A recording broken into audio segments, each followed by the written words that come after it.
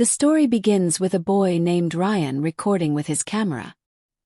He visits his friend Brad's house, where we learn that Ryan is making a documentary about camping, with Brad as the main character.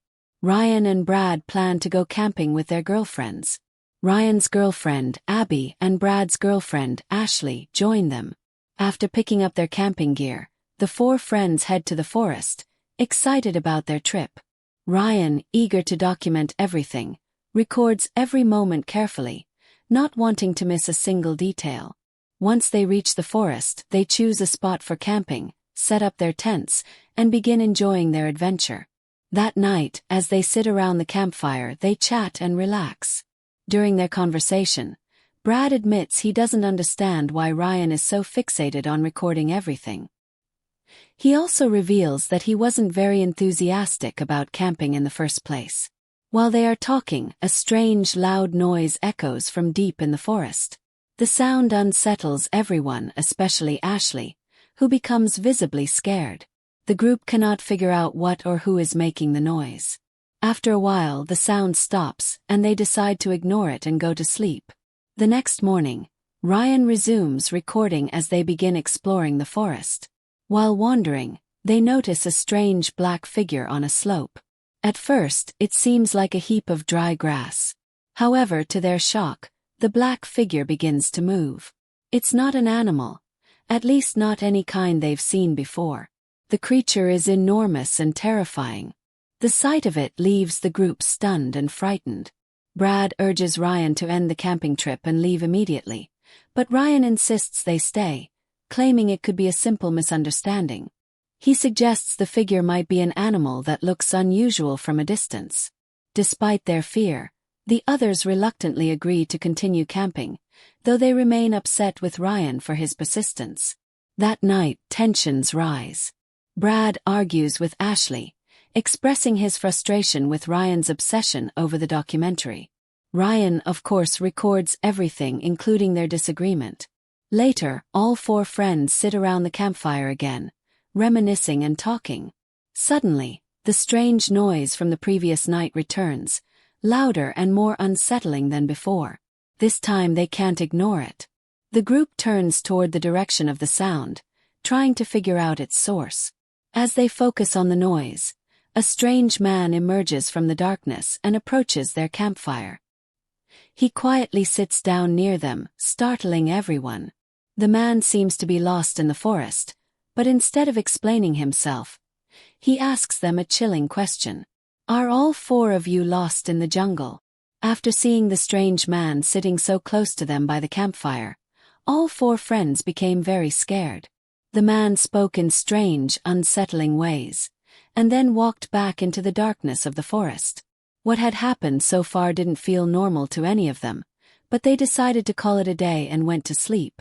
Later that night, Abby went to Brad and Ashley's tent, asking why they kept shaking her tent. Brad, surprised, told her they hadn't left their tent, which meant someone else was disturbing them. You might wonder why they stayed despite these events, but it was all because of Ryan's stubbornness. Brad finally had enough and told Ryan he couldn't handle the camping and documentary anymore. As Brad was expressing his frustration, they suddenly heard the sound of someone running fast nearby. Panicked, all of them fled their campsite and took refuge in their van.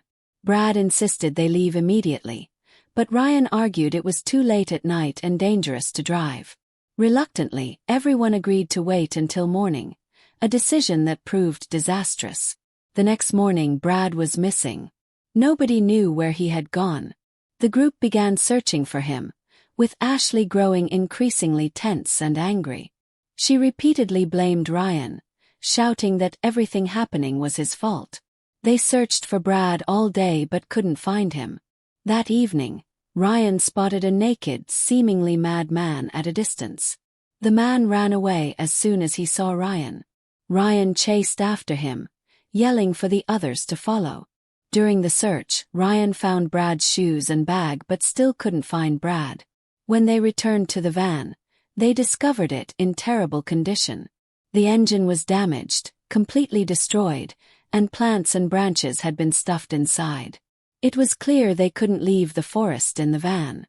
Exhausted and out of options, they decided to sleep in the van and continue looking for Brad the next day.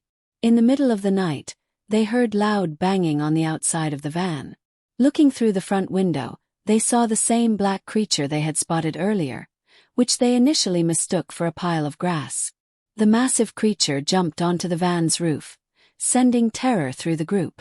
In a panic, they made the mistake of leaving the van instead of staying inside. They ran deeper into the forest, with the creature chasing them. It became clear that the creature had been luring them out by abducting Brad and creating chaos around their campsite. After running for a while, they came across bloodstains on the ground. Not far from there, they found Ryan's lifeless body. He had likely gotten separated during the chase and been caught by the creature. His death was gruesome. His stomach was ripped open and his intestines spilled out.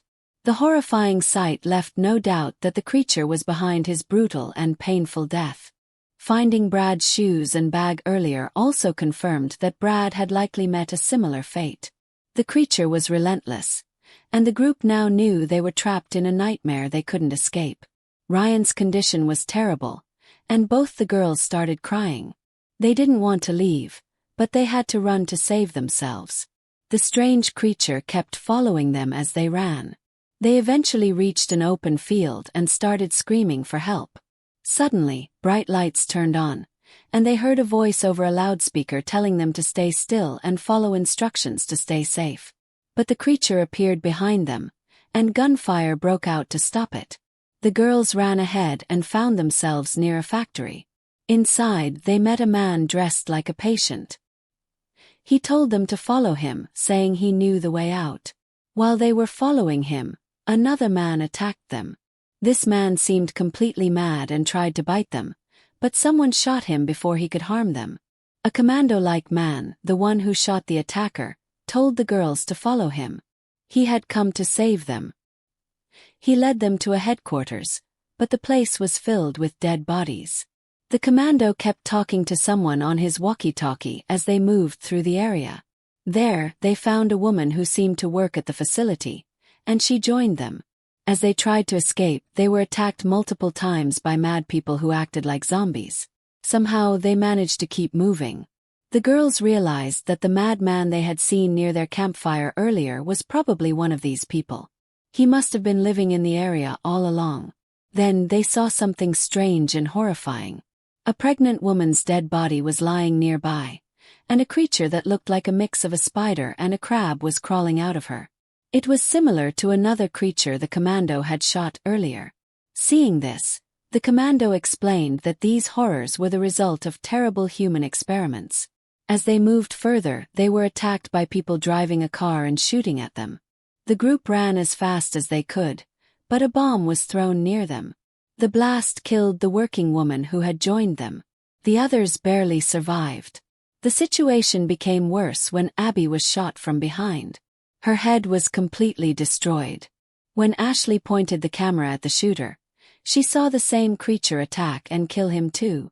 The commando got separated from the group, and it seemed he might have been killed.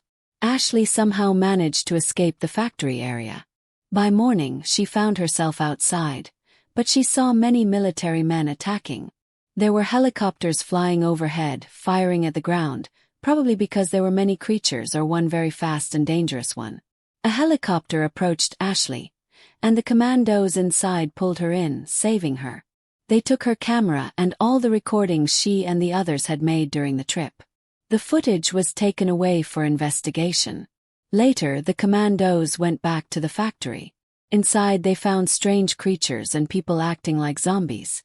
There were also mad doctors who seemed to have been experimenting on people, which had driven them insane. In the final scene of the movie, the face of the main creature that had been chasing them was revealed. It looked like a terrifying alien. And with that, the movie evidence ended.